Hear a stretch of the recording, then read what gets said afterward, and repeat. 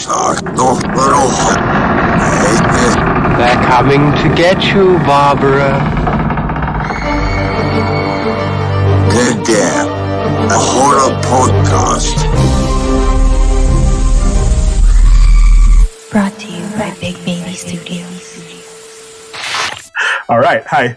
Welcome to a new episode of Dead Air. I am Miguel Nascianceno. I am one of the hosts. I am your resident scaredy cat. Our other hosts are... You sound like you're having so much fun, Miguel. I love it. This podcast is so fun. Hi, I'm So Aaron. so lively. Yeah, so lively. I'm Aaron, and I am the fan of horror movies. I don't know a lot about it, but I know I love watching it. We have another host here. Yes, we do. Hi, I'm Chris Costello. I guess you would say that I'm the fanatic among the three of us. I'm a super big fan, and I'm a big fan of our guest as well. Miguel, would you like to introduce our guest? Yeah. Sure, I would. Our guest is our good friend, Mihk Vergara. He's a very talented and handsome writer-director. If you have missed out on... Shit, what's the title of your movie again, Mick? Patintero. I don't- If you've missed out on Patintero, you've missed out on a lot. We'll talk about that later. But tonight we're going to talk about his favorite horror film, which he made us watch. But before we get to that, we're going to ask him some questions about his horror background, including especially our favorite question. What is your horror origin, Mihk Vergara? Yeah. Thanks for having me, guys. Glad to be here on an amazing horror podcast. Yeah. well put together and smooth as butter. smooth as butter. Smooth as butter. Horror. But thank you. Before I do apologize for that. Thank you so much for coming on, Mick. Thank you for having me. Yeah. I'm sorry about all the technical problems, but No, they won't know about our technical problems. And on my end, I'd like to make that clear. They run a tight ship, guys. Wow. I'm the one who fucked up. Nobody needs to know how the sausage is made. Yeah. Yeah, exactly. Unless you do. It's just great horror. What's this? The horror origin story. So that's how how I learned love horror. How well, it could be a bunch of things. It could be anything you want, actually. How did you get into it? Yeah. Or was it a single movie, or was it a whole process of just growing up with it, or anything? Yeah, no, I think it's the process thing more than anything. For people that know me, Laking Lola, so I was raised by my grandparents, and one of three grandparents actually. It was a weird situation. What's this? One of them was super into horror. And you know how when you're a kid, you're pretty... That is fascinating. Sorry to interrupt you. That is fascinating. Your grandparent was into horror? Yeah, my one of the middle Lola was super she would rent. Holy shit. We had a rental store that was really near us, so she'd take me there, and then she would pick out tapes for herself. She'd just grab random stuff, but a majority of it was horror. So Sweet. And you know how when you're a kid, you're prohibited from watching certain things by your parents, until you reach a certain age. But my grandparents didn't care. They spoiled me rotten in that regard. So when my parents were asleep, they would watch the horror tapes, and that everything from slashers to Herbert West Reanimator, B-grade movie horror stuff.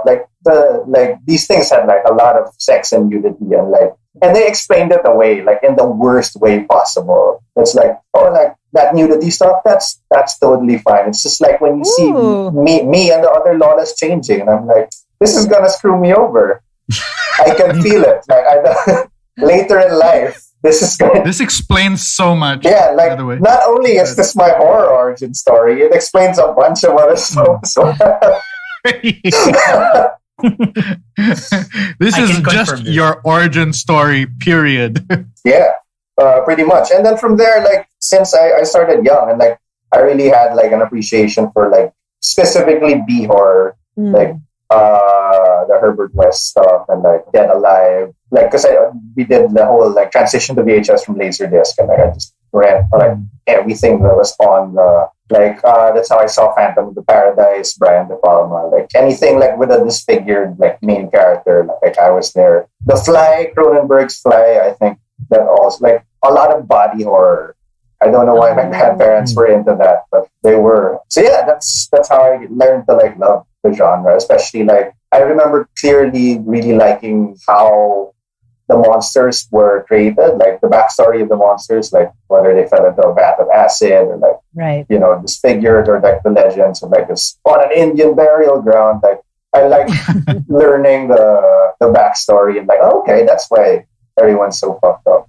Oh. How old were you? Like when you say like 8. this was you growing up like 8. Wow, that is 8. awesome. Yeah, like that's a hard parental access thing, diba? Like when you're not even 10, like you can't watch these things. But then my grandparents meh. What do you remember the first horror movie that you picked out yourself to rent?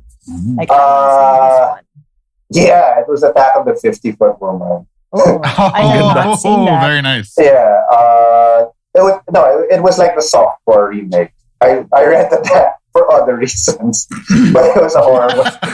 But it was a horror movie. Like you could say that it was that. And I think the one that I really really picked out, I think, was Puppet Master. Puppet Master. Awesome. Wow. Yeah, like the Puppet Master trilogy. Because like they were like toys, so it's like, oh cool, like these toys are moving on their own and they're like killing people and shit. Is there any reason like? Did you ever discover why your grandparents were into horror? I never. I'm so fascinated. Yeah, no. You know what? It never occurred to me to ask. Like they passed away a long while ago already. But a couple of years ago actually. But I never got around to asking them like why she. I think she just rented everything that was there. You know, like if you reach a certain age, you just grab everything on the shelf, like, or you'll ask the clerk like what's good, and then the clerk would like give like here. And I guess the clerk just kept giving her horror. I think she liked murder mysteries more, but then like when you run out of that, that's you transition. Chris, your grandparents weren't into horror. My grandparents were super into horror also. What? Really? Yeah, dude, where were you living? Pero the females. Parang females. That is the females were like super into it's like my the males lolas that are kinda But my lola Mick, loved that. Yes. I have how much of your movie diet, like until now, is horror? I'm surprised. It's weaned off. Like for the past couple of years, I've like tried to branch out. But like for as long as I've known Chris, like we just be trading. Like, hey, have you seen this horror? Like I keep up to date, and like I try to watch as much as possible in the daylight. Like there's the ghost stuff I watch during the day. Yeah, because it's really scary, you know. Yeah, like it's really, like Innkeepers. I remember watching that during the day, and like that's a good one. Yeah, Hi, West. Yeah, very good. And then I remember playing PT. If you know PT, Aaron, the Silent Hill demo on the PS4. They were supposed to do Silent Hill with like Norman Reedus and Kojima, like right after the latest Metal Gear, and then they released a demo. It was super good. They were gonna involve Guillermo del Toro. Ooh. And then it didn't happen, but the demo stayed, and the demo was one of the scariest games I've played in a while. I played that during the day, and much to my neighbor's chagrin, like I was screaming like a lot. I can imagine. I actually think that it's ever since I've known Mick. Now Mick just touched on it. Me and him, we really trade recommendations. A lot of it is really genre based. Yeah. So it's like for me, Mick has not given me a bad recommendation ever. Oh, thank you. I always, seriously, dude. Like I really look forward to. So I really hold your recommendations in very high regard. Oh, thanks, man. So you better be good with the next one, okay? Because it's the bar is really high right now. So I don't know how you're gonna. Tigers are not afraid. If you haven't seen it yet. No, wow. I've seen it. It's awesome. It's very good. It's great. Yeah, beautiful. But yeah, so I think why I brought that up was when Miguel asked that what percentage of horror is your diet? How much? Yeah. It's for me it varies because like genre, when you say genre films, a percentage of that is horror. Yeah. A percentage of that is it could be thriller or sci-fi. Yeah, like a lot of it like really overlaps. You know what I mean? Yeah, it's a murky term. Like horror, I think is also a very broad So Yes, I totally sort agree. of terms. So I would say like a fair amount. Like if to answer McNack's question more specifically, like I'm a genre guy, so like it's like 80% of my diet. So I would like if you fudge the numbers a bit, that would translate also to how much horror I consume. So Precisely. Yeah. That's pretty much myself too. I mean, I always say I understand that all I watch is horror, but actually, what I really mean is it's more genre film. Yeah. I really love. Yeah. I mean, there's stuff really like that. a mixing of like terminologies. Yeah. Nick, are you watching Lovecraft? Yeah. Lovecraft? Yeah, all right. Wow, you read my mind. Yeah. But Holy crap! Wow. I just What? Galing nun, ah. But I just started. I'm a great guest, guys. I do my homework on the hosts. But yeah, no, I just started though. Like I'm only just about to start the second ep. I really enjoyed the first ep. What's her face? Black Canary is really good. I have not memorized her actual name yet, but like Miguel's been forcing me to watch it also. Like on it's fun. Like watch it now. It's super fun. It is not. It is not what I expected. I really thought it would be creepier, but it feels like a Spielberg hard R Amblin series. It goes everywhere. Yeah, no, it does. Every episode is different. It's like Super 8. It's like Super 8. Like it has that feel, but like without the filter of a PG-13 rating. I'm not saying it's the most solid show out there, but it's a very enjoyable. Yeah, no. Anyway, we'll do an episode on that. Separate. But yes, to answer your question, Miguel, I am watching. Yeah, cheers. All right. Okay, so how much of your diet, diba, you have horror? How much of that is K-dramas and stuff? Yeah, K-dramas. The other 20%, I would say. Like, but that's like for the past, like I would say 2 months. It's just been like K everything for a good while. I guess Hotel de Luna is kind of horror. So there's that. Wow. Oh, you should watch Hotel de Luna. I think you like it. Especially it's okay to not be okay is a little horror. Yeah, it's like Southern Gothic. Wow. Yeah. So interesting. For context for our listeners, Mick runs a. How would you describe the Kailokohan group? Oh no, it's just like a safe space for people to rant, like about like because there's still a stigma about K-dramas and like at least. Where is this a Facebook group? Like what is this? It's a Facebook group. We run also like weekly shows where we just like talk about a particular series. Like nothing so academic. We just really like shooting because I remember like I just got started this year and I got started on Itaewon Fest. And I pre-pandemic or during the pandemic? During the pandemic, and I wanted someone to talk to, and I reached out to like Kim Marvilla and Hazel Pelizar, who also watched it, and then we got to talking, and we were ranting, and then that's how the group started. It's like, it would be great if like we just pulled in everybody who liked this, and then it became like this mix of K-dramas and also K-pop, because we love our bank band. Yeah, galing na the interest we cultivated over the pandemic. Yeah, no, I'm one of the few, very, very few things to be thankful for during this time. Absolutely. Well, to get let's get it back on track. Yeah, back on track.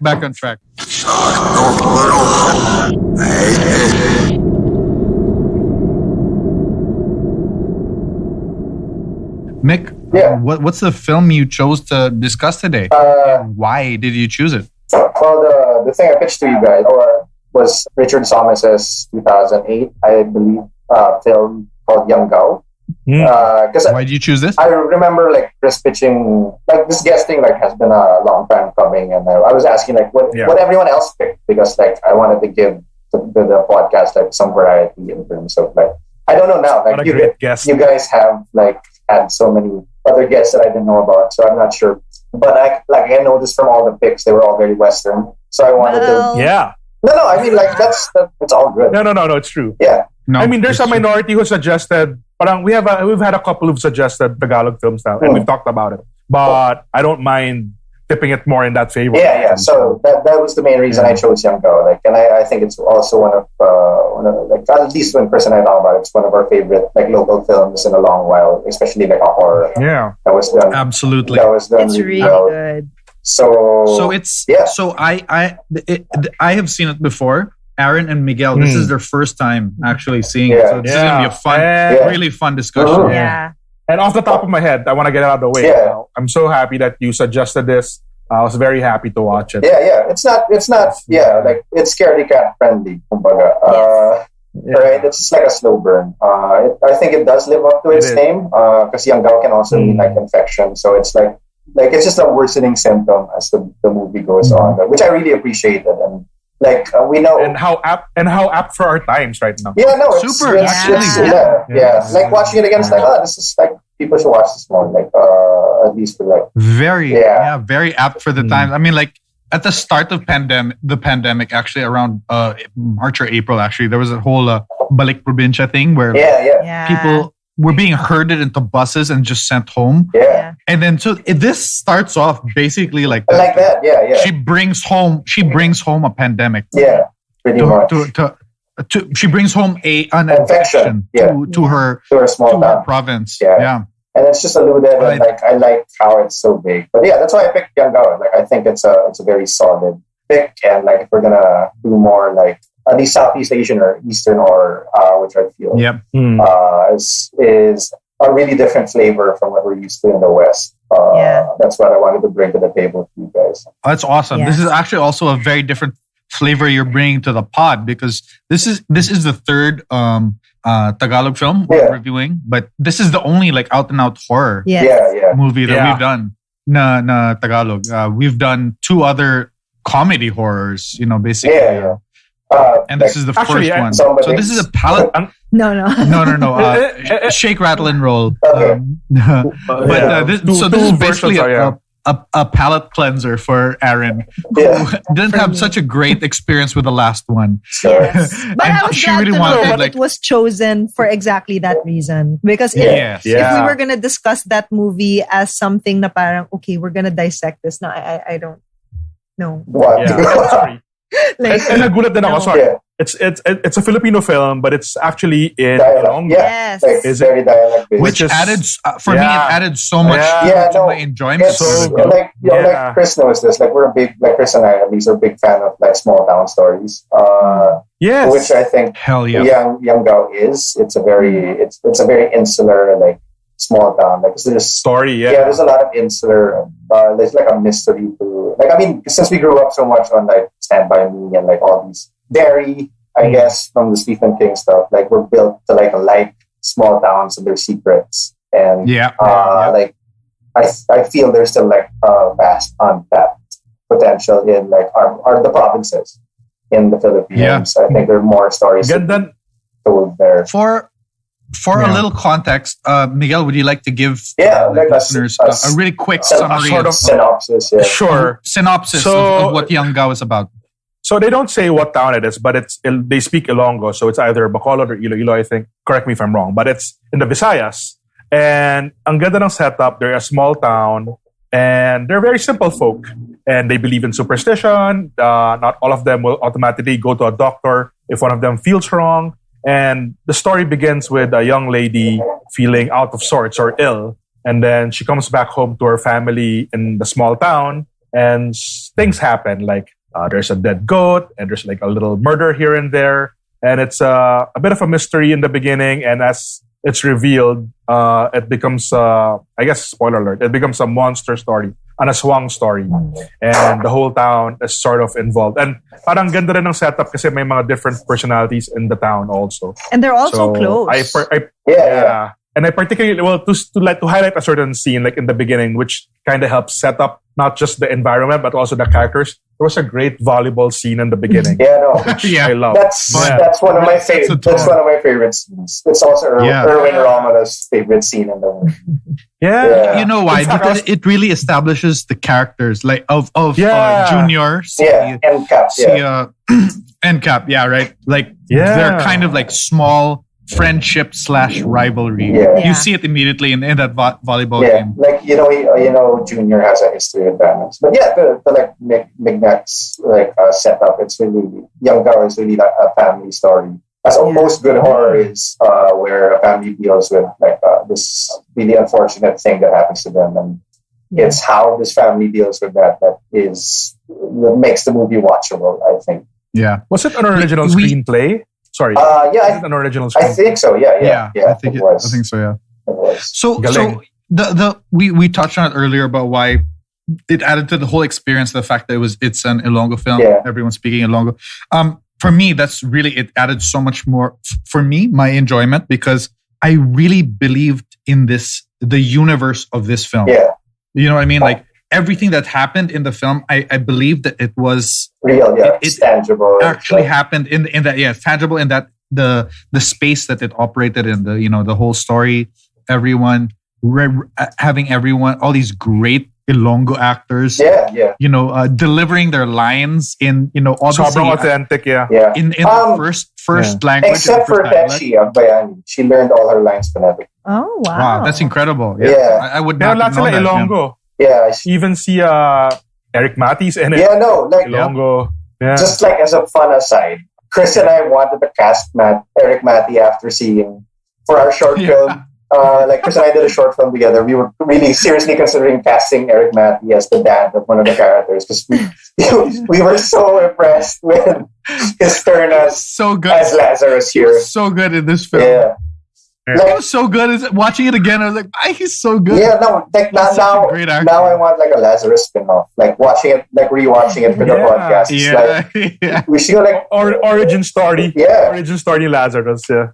Galing I have a question because I read a review about it, and the review was not written very well, but the review said that the reviewer was Ilonggo, and although the movie was good, it was certain inflections in the way they were saying things that were making lines funny. So when he watched down in his local mall or whatever, people were kind of laughing because there were certain inflections in the dialect na. Parang Midsommar, diba? Yeah. Diba parang even Midsommar is like a comedy in Sweden yata. Kasi, Wow, that's really interesting. I really loved it. My mother's Ilonggo, so I could have understood it even without the subtitles that we saw on screen. Galing, Chris. It was great. Like, I really, this was such a big surprise to me watching, discovering it for the first time. Where did we see it, Mick? I forget. It was it? It was a Cinema One original, so it had a theatrical run.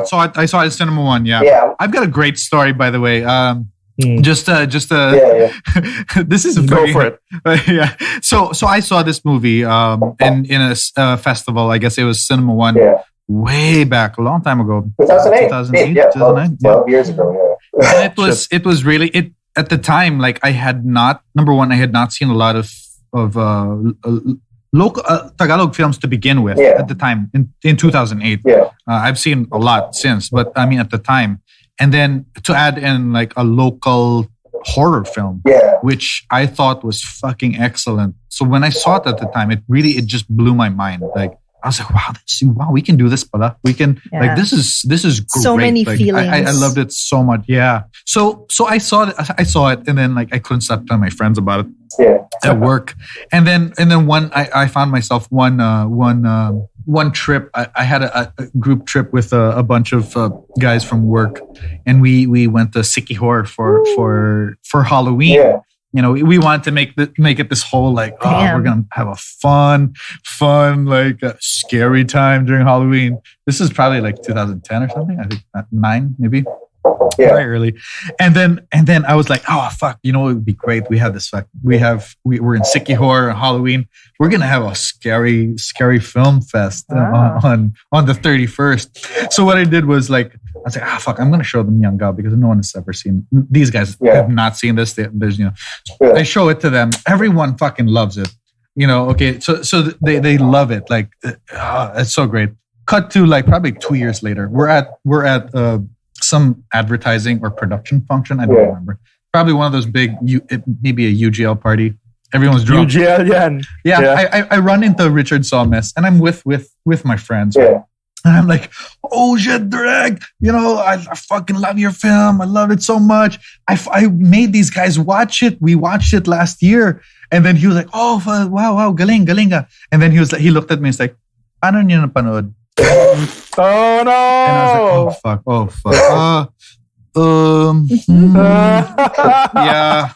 Yeah, so I downloaded your film illegally and I made them watch it, and now you know it, and I'm so sorry.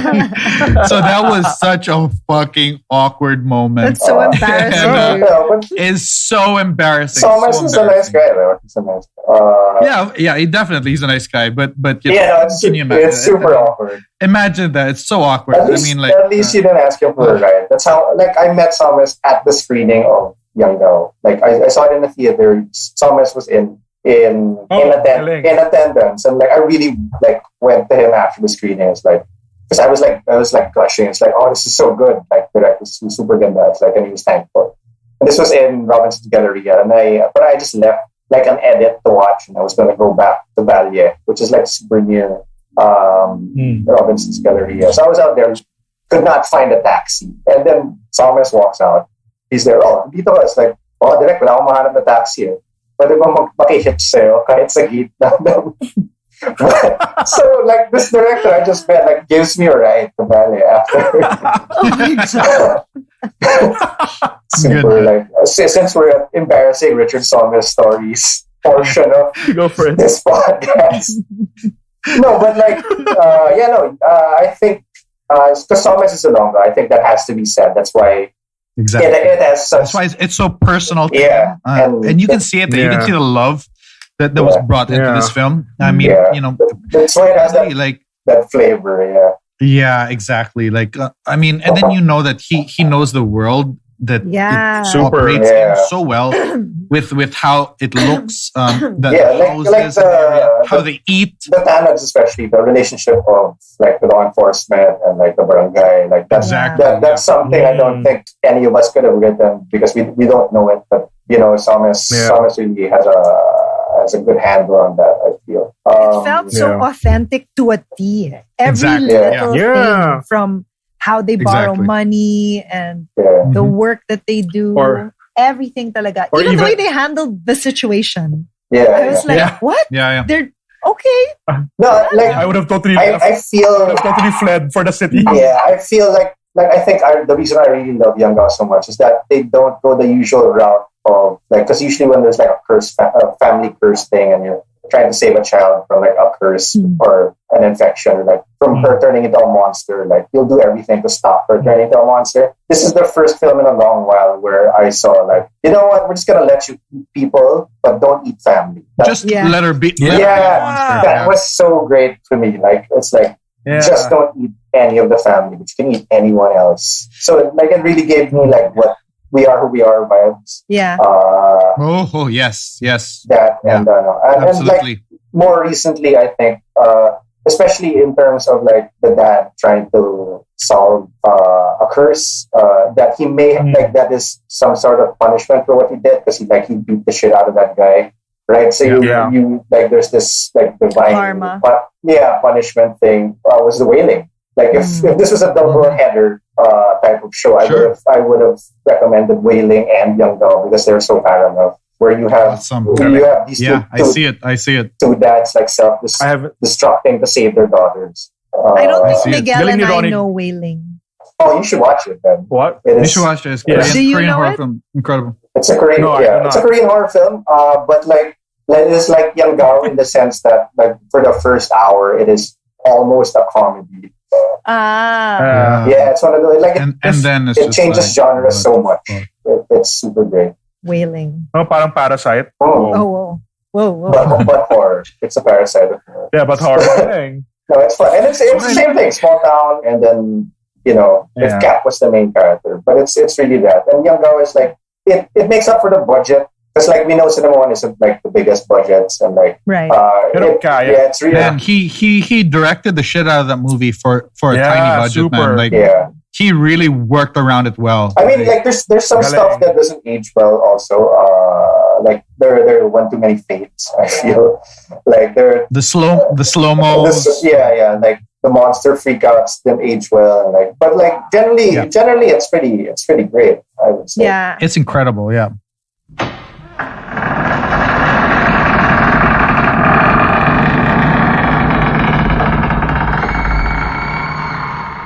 There are very interesting choices that he makes. Like even in the beginning, when he won't show the face. Yeah, like, that they're just was talking freaky. as a fan. Yeah, that was really freaky. And the sister comes out and they never show the face, like, ugh. And also, anyway, I mean, in a movie full of good actors, parang standout talaga si Lazaro eh. Yeah. Parang, as junior. even parang it na his decision making. Yeah, the decisions he makes, parang that's yun yung parang cause of their problems, and he continues to compound on their problems by continuing to make all these decisions. Yeah, galing nung character I really believed him as a father, like just really trying to, you know, keep it together, keep it together and protect his daughter, or just like, he was fantastic. I mean, like, I'm such a big Ronnie Lazaro fan, and everything he's done that I've seen, obviously, but this is easily my favorite because I mean, also in the way that how they wrote his character with in connection to everyone else, like so complex. I loved his relationship with his son. Like, so right, like it's, that's like you can't eat dinner unless you have a shirt on. It's like it's really the little things that like sell. I think Ronnie Lazaro as that character. So good. And to like the character of New York. Yanggaw is really like it's a really tight little film, and I think there's more context to be had, especially.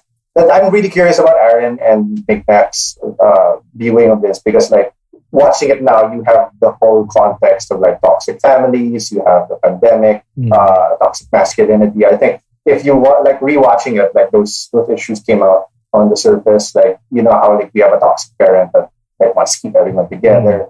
The whole scene where like the family's like, we have to give her up because like she's tearing the family apart, and the Filipino parenting style of like, it's really, you gotta follow what I say because I know what's best. That's and then if you don't follow, there's the big guilt trip after abandoning me. Super passive aggressive. It's the Filipino style of parenting, and like coming into that, like having it called out over the past couple of years, and like really adds context once again. Like when you watch it now, and it's readily like. You don't need to do what Chris did because it's readily available on YouTube now.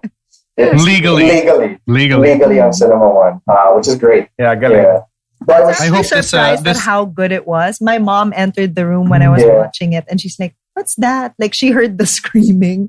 She's like, "What's that? What's that?" And I go, "Mom, your friends are in it, and they're so good. You should watch this." She goes, I see Joel. Sige, I'll text Joel. I'm like, okay, you think he's very good here. Oh man, Joel's incredible. He's super great. You give Joel anything, he'll like knock it out of the ballpark. Galing talaga. It's really like longer connection, and like, diba, like you feel like since they know it's a homegrown thing, they gave like 110%. Also, like Lilith Reyes, a cameo I totally forgot about as the town doctor, Lilith Reyes. Like so many like faces here that like, oh, it's Lilith. There's also one. You remember when Eric Matty made a little small movie? Dwight Castan is in this. The actor's there. The actor's there. Arrival is actually my favorite Matty film. Arrival. It's my favorite Matty. Arrival. The Arrival. I felt so privileged to see that movie. Remember, he just had one screen in like CCP or something. Yeah, and that was all there. Yeah. Yep, it was incredible. It's my favorite. That guy was there in that one scene, incredible montage of eating of horrors. When Junior and Ronnie Lazaro was like, okay, just fucking go out and kill everyone, and it's an incredible montage in the movie, like because Amar going nuts. I really want to talk about the montage because go for it. I mean, it was such a slow build up. And I love slow build-up horror. And so, and honestly, you only realize there's a horror film like 30 minutes or like maybe even 40 minutes into the movie before she kind of starts to turn. And then there's, and there's nothing really horrific.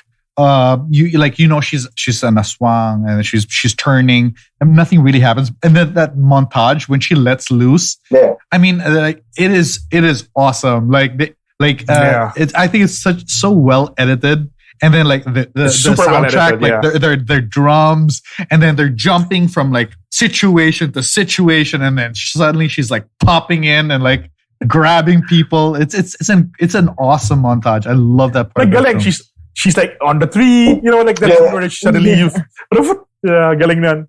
And parang ang galing din ng how her character, the monster, is written. Because there are lines there na she's given wherein she's lucid or sane and she just says, kill me na. Yeah. Parang just kill me now. Parang patayin nyo lang ako. Yeah. Yeah. It's galing. It's great. It's good. Yeah, Amora's pretty good. Fantastic. Yeah.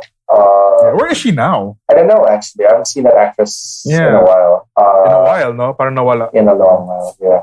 But yeah, Yanggaw's like super solid. Like it's the small town really that also sells. Like I think the town is really as much as the character. And I also like how Somes designed the sets, especially the house. The houses, I think they, to Aaron's point of like having stuff being lived in and like all the details. Yeah, I think they look very functional, not really. Yeah, it's not set. Like, and there was enough flourish for them to look cool when you picked his angles, but like not like it was stylized enough to be cool, but like not inauthentic enough not to feel lived in. Yeah, I did feel as far as like hearing it again, it's like, ooh, this is like they really like turned up the score in some parts, like with the wailing and the choirs and everything. It's like, oh, okay, yeah. I'll be honest. I watched a bunch of this like with really low volume. And when she's at night, you should turn down the volume because it's some possessive vibes. Yeah. Scary. I could hear it. You could hear it. Soft lang. Galing. Yeah, I could. But soft lang. Were you scared, Miguel? Like seriously, like real question. Were you scared? Like on a scale of 1 to 10, nasa. I was gonna give a number, but I couldn't. But anyway, I wasn't that scared. Yeah. I wasn't that scared. Parang it's not scary. It's just It's not. Yeah. It's actually, that's why I like it a lot because it's not a cheap jump scare thing, and it's deeper. It's character based. Yeah, it's a complete world. So I super loved it. Once you figured out what was happening, it didn't take away from the story. In fact, it kind of made you more invested in it. I love how it made me feel for the monster.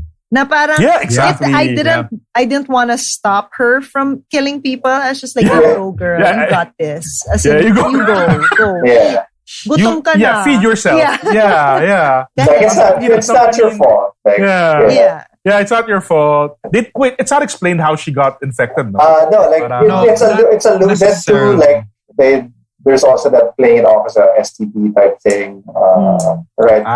Because of her. She might be buntis. Yeah. Mati just says that pumasok yung laway sa ear.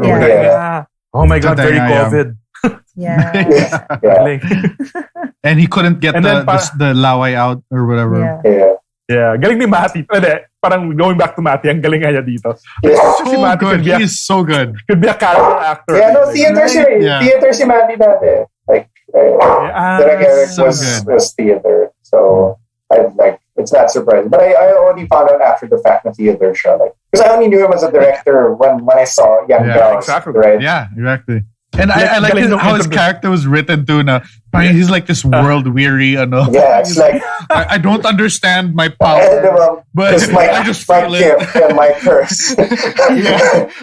I liked his entrance. Minamasahe siya. Yeah, exactly. And then it's just like, come here, so good. Very Godfather. Agbula. That's why it really feels like he deserves his own spin-off. Like continuing against Lazaro. Or like even an anthology of his little exorcisms or his the cases he has to solve as a arbulario. Ganda nun. For sure. And I think like Yanggaw is also a great case for like low budget horror, I feel. Like because he used all the limitations to his advantage. That's super hard to do. And I think a lot of like good horror classics, that's why they're great, is because they circumvented like the circumstances of how they were made. Especially like I will always like trumpet Evil Dead, like the Evil Dead 2 especially. Like that was like super low budget, but then it really shot to be a cult classic because of how Raimi, how they worked around. Worked around like what he had. Like he would focus on things that people normally usually focus. Like he did comedy. He would build these rigs that gave him these weird ass shots. And I think Somes did the same thing here for Yanggaw, really making use like didn't need prosthetics for the monster. He really because he did you believed she was a monster without prosthetics. Yeah, just through her acting. Yeah, acting like how he blocked it, how he staged it, like Miguel mentioned, like her coming out and then having the light only be until her neck, and then and it also plays to like superstitions. If you see someone without a head, that means she's already dead. So it's stuff like that that really adds more to the flavor of Yanggaw, I feel. It's one of those great things. Like, man, like I really love films like this where it's so small, and then they had the whole the whole trope where like the monster isn't the monster, it's the people. Yeah, we're the real. You know what I mean? We are the animals. Yeah, we are the one. She's not the animal. Yeah, exactly. And so they pulled that off perfectly here. Yeah. And then like for me, like I don't want it all the time, but when it's done well, when the horror film ends in a tragedy, oh my god, like this one does, it just really stays with me. Like this one really stayed with me. The ending of the film, was so crazy. I thought was so. That was yung medyo unthinkable. You did the unthinkable. Exactly. Yeah. You would forgive her. You would forgive her for every other kill. Yeah, this was whole really movie. Except for the last one. It's just like, oh fuck. Like it's just. Kaya pumitik din si Rory Lazaro, diba? Yeah. Parang, like no, because he set a rule and she broke it. Diba? Yeah, she broke it. She broke the rule. Yeah. With the original possible candidates. Victims. Yeah. I love how he shot that too, because like he could have gone like really schlocky and like showed like a dead baby. Spoiler. She kills a baby. They could have shot him. Yeah, like literally holding up a baby, a dead baby. But no. Yeah.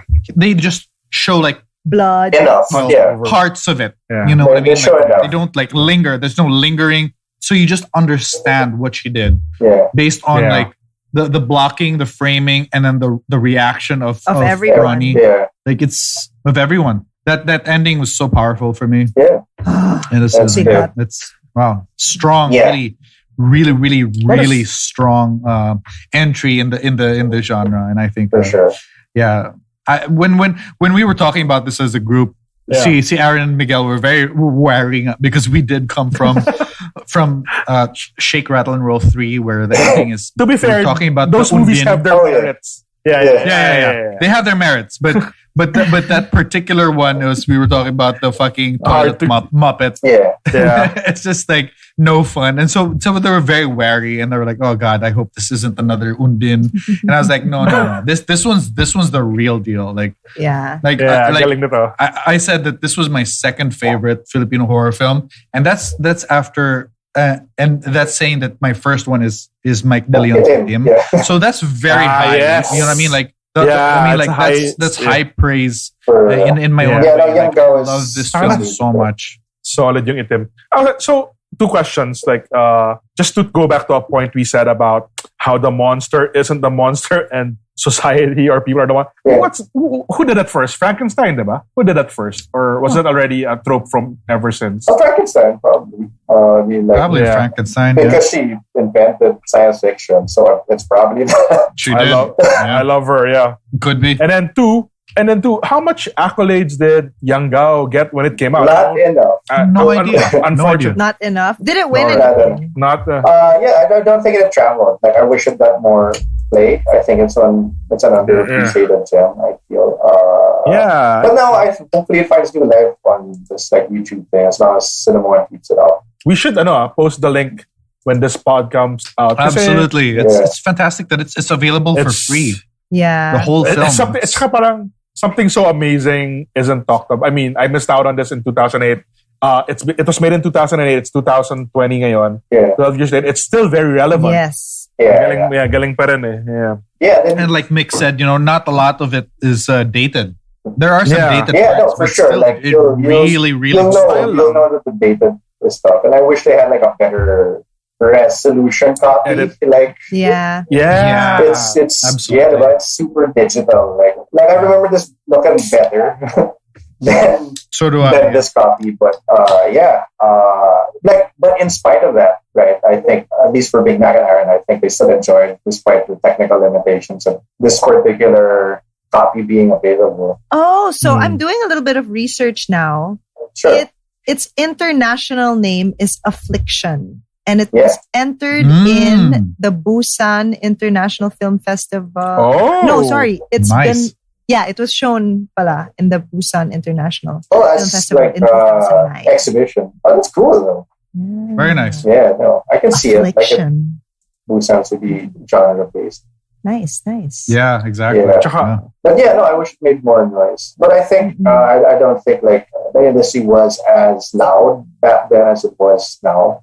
Yeah. Like as of recent years, like we make more noise when stuff gets into festivals. Yes. It was like a slow burn for that. I wish it. Hopefully it gets its due now. 2008. Yeah. Hindi pa masyadong sikat yung Twitter nung time na yun. No, I don't think it even existed. Yeah. Or I don't know. Kaka-start lang. Yeah. Twitter was but an egg.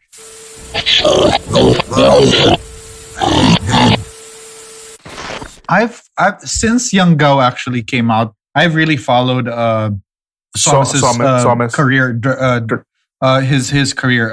I really must say, like, this is easily his best work. Yeah. And I really hope he goes back to a lot of the stuff that I think is really close to him about his hometown, maybe like something Ilonggo or something, just something really close to him, because I could really feel the passion in this film. Yeah, agreed. I mean, he's primarily, well, I'm not gonna like generalize now, but he's primarily a genre director. Yeah. Like most of his stuff is very genre based. That's like he's done a Home Invasion, he's done another Aswang film, he's done a bunch of action films. Action films like your very 80s inspired stuff. Yeah. This is easily, like, for me, like, I out of everything I've seen, like, this is like his personal stamp where I feel like a real like personal connection or passion, even though I don't really know him. Yeah. This is really what I felt, I feel like, and I hope he does more stuff like this. Yeah. Because this is really, I think he excels in this environment, So he's still a working director now? Friends. He's still working. Yes, absolutely. Great. He does TV. He's actually a very prolific director. He does like 2 or 3 movies a year, actually. Yeah. Wow. Did not. Damn, Aaron, this went all over. I know. Wala sa radar natin to. Yeah, I know. Yeah. And he started as a production designer. I think that's why his sets are so... He's Eric Matty's production designer. Yeah. He did if you ever saw Eric Matty's film Gagamboy, which I think is criminally underrated, by the way. It's set in this makeshift like shanty town. So Richard Somes built that entire shanty town. Ooh. Yeah. So it's Yeah. Great. Shit. Meg and I are just like Gagamboy. Googling, It's fun, guys. Gagamboy is fun. Gagamboy is fun. Yeah. It's a nice fun. I can't say much about the star of Gagamboy. Yeah. I will not say because I might get. He did not age well. Yeah, but the film itself and the intentions of the film are very. I remember watching that and I was like, wow, I really like this director. Who did this? And it's Eric Matty. And then that's a film that turned me on to Eric Matty. And then I've been a fan of him ever since. Yeah. Because it's 04. Yeah, I don't think I would have seen this in 04. It's pretty, but like I really feel like we need more small town. Like, and I think it's great because it's one of the examples of regional cinema, which I think is really starting on an upswing as of late. There's so many great regional directors like Victor Villanueva, especially for horror. There's a lot of non-Manila based directors. Yes, I think what's the recent one? Nanay or something. There's a lot of also recent horror that is regional and very specific. Yeah, and I think that's a great direction for the local genre to be heading in. Yeah. Yes. Absolutely, because like honestly, if you think about this this whole the whole story of Yanggaw, no, I mean, it's been done before in other in the genre, internationally. But for me, because it was like the whole personal flavor, like I just felt, I don't know, it's hard to describe. Basically, my whole point is like, again, I really believe the world in where it existed. Yeah, for sure. It really put its own stamp on it. That's why I feel like genre films can really exist in the Philippines. Yeah. And I want to see more genre directors, you know, because it's fun to play around with like tropes that have existed forever, but you put them in the Philippine context, or not just in the Philippine context, but even like in the Bacolod context, or the the Ilonggo context, like the non-Manila, yeah, exactly. Like, I feel like that's so something that can really enrich our, parang, you know how, because we watch a lot of Korean stuff, diba? You really feel their culture through the shows and the movies that you watch. So if we move in that direction where we don't just focus on the bustling city of Manila, which is so westernized already. In fact, most of our Pinoy films now straight up show sex na. And I know it was not a thing when I was a kid. It was bold films that did that. Like, you don't see that in regular mainstream stuff. In mainstream, So if we go back to things like that, where you get to see, this is the true Pinoy family. Like, this is how most of the Pinoy population live. Then it might be interesting to people outside also, because it's not something that they can relate with easily. Na parang, it's like that in the city. No, like, I feel the good mark of films like that, especially in Yanggaw, is that if someone bought the rights and tried to remake it, they would not be able to, because it is so specific to our to our context. I think that is the true test of like a really truly Filipino movie. Like, you pick your favorite Filipino movie and then ask yourself, if someone from another country bought this, will the remake be as effective? I think that is I totally agree with you, Mick. Like, that's why I feel like if anyone bought the rights to Patintero, they would not be able to remake it properly. Yeah, because of the Philippine content. Thank you. But it's really just me remaking Mighty Ducks. But hey, a worthy remake. It is every sports story, this film. But it's right. But it's really, I think context is everything for like a lot of horror. Not just Yanggaw, but like context is very can play like a huge role in like shaping how we feel about the story, how the characters go, even the scares down to like the mythology, like context for like going back to the Wailing again. It's like, I feel the context of like the Korean small town and their superstitions and their xenophobia. That's something that played really into the story. Like if you would transport that somewhere else, I don't think you would have to change a lot of what fundamentally makes the movie work.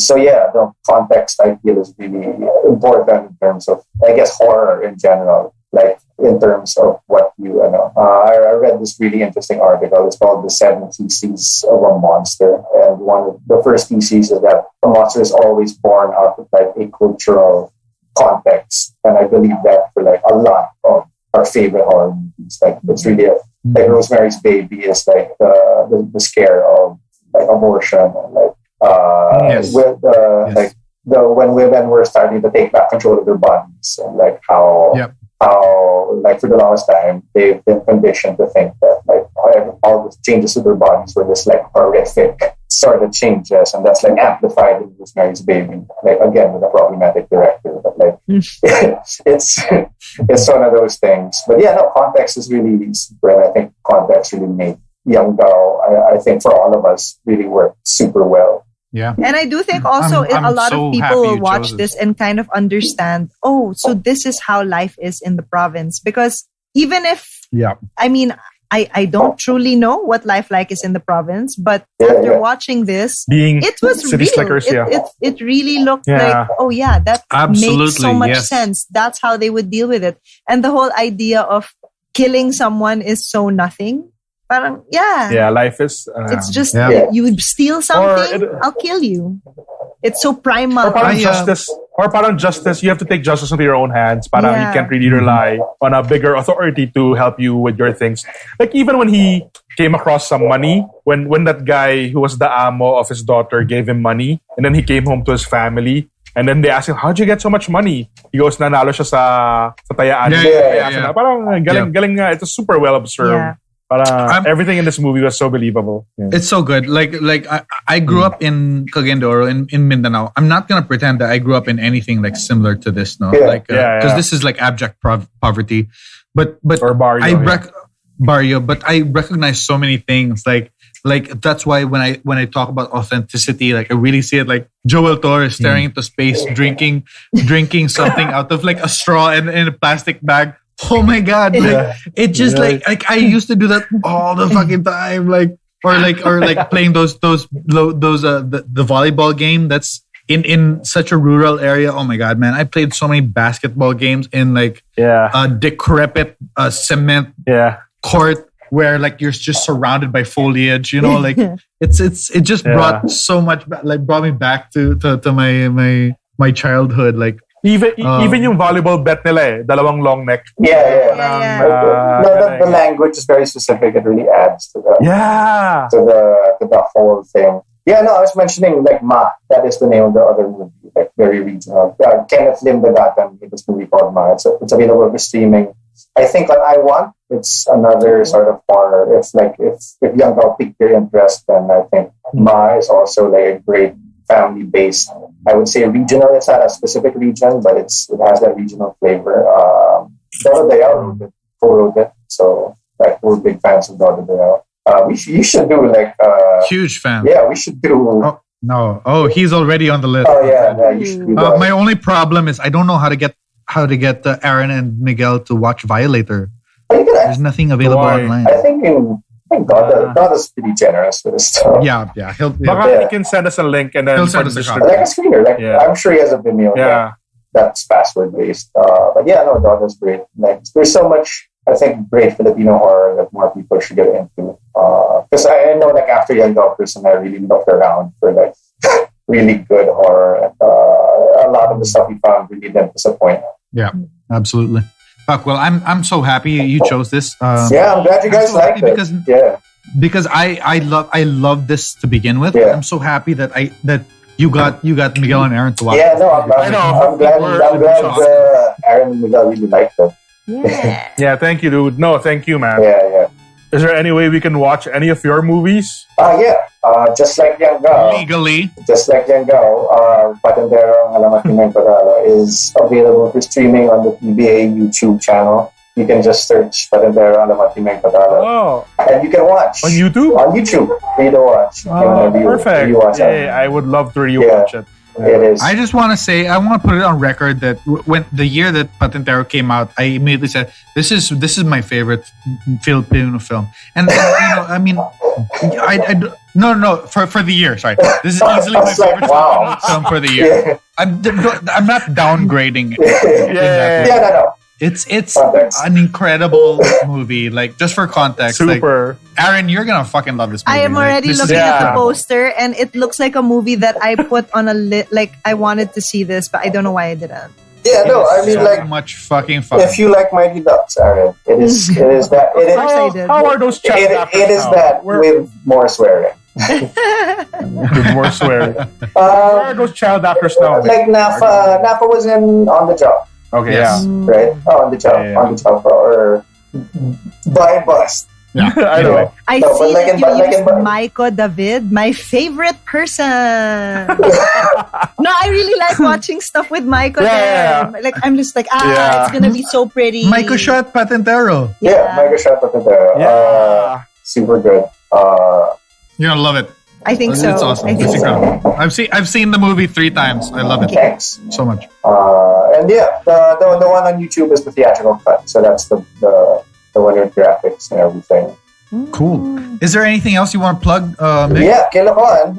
If you guys want to get your daily dose of K-pop, whether it be gushing over your favorite boy bands, girl groups, or K-dramas, you can head over to K-Lokan on Facebook. Just ask to join. And you will have equally enthusiastic people. Yeah, who will greet your support. Who will match your enthusiasm for the things you like. You know, since BTS is poised to dominate this year, I think that we should all just it's dynamite, guys. It's dynamite's year. Stream it. It's back. Get to the Grammys. Yeah, it's back on time. Dynamite is so catchy. Yeah, no, I enjoyed. I know. I recently saw on Twitter that you guys started to appreciate Dynamite. It's back time, guys. Yep. What are you gonna do? I agree. But yeah, thanks so much, guys. Super. Thank you, Mihk. Thank you, Mihk. Super this fun. was awesome. Thank you for letting us. For coming on. I mean, yeah. We should do this again, like with another Southeast Asian. That's another one. Every time someone says that, we note them down and we're like, all right, they're coming back. Yep. Okay, we're getting them back. Yeah, no, I pitched like a bunch of movies to Chris. And I really wanted to do a doubleheader, but like, nice. Your format is like the format. Yeah. The format. No, you gotta respect the format. That's how you build your brand, guys.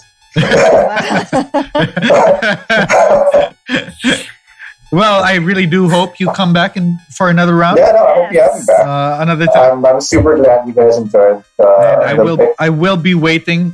I will be waiting for your next recommendation to me. For sure. As I said. Yeah. You should watch It's Okay Not to Be Okay. I give my full trust to this one. You should watch It's Okay Not to Be Okay. I think you would enjoy it very much. But yeah, thanks so much, guys. They're coming to get you, Barbara.